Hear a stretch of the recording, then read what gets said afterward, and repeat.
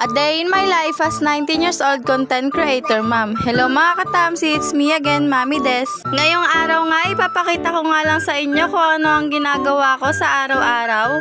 Ayan nga mga katamsi, sa mga napapansin nyo nga, ngayon nga lang ako magtutupi, pero sa mga video ko nga, nakikita nyo palagi may sinampay sa bahay dahil nga laging umuulan at ilang araw na nga umuulan ng walang tigil. At ngayon nga lang tayo makakapagtupi mga katamsi. Sa pagtutupi ko nga mga katamsi ay kasama ko nga itong kapatid ko at ang anak ko dahil nga wala nga bantay sa kanila at ako nga lang ang magbabantay sa kanila dahil nga wala nga akong kasama. At sa mga pagtutupi ko nga, ayan, ang gugulo nga silang dalawa.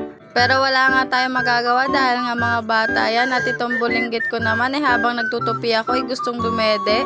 Fast forward nga mga katamsi dahil nga sobrang dami nating tutupiin. Ayan, at nanggugulo pa yung dalawa. Gusto pang umakyat nung isa. Ayan, hindi na talaga matapos-tapos ang mami ninyo sa kakatupi dahil sa panggugulo ng dalawang bulinggit. At pagkatapos ko nga magtupi, ayan mga katamsi, naligo na rin ang mami ninyo pang mag-unboxing. Unboxing lang ng mga in-order, pero yung mga in-order ko na yan sa tita ko po yan, naki-unbox lang.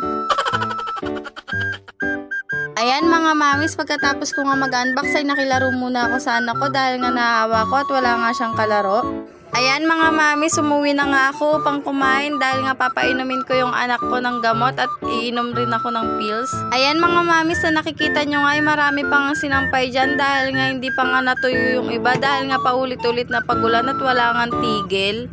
Ayan mga mamis, pahiga ko nga siya pinapainom dahil ayaw niya nga uminom ng gamot kaya nga sapilitan ang ginagawa ko. At pagkatapos ko nga siya painumin ay nag-inom na rin ako ng pills. Yun lang, bye bye!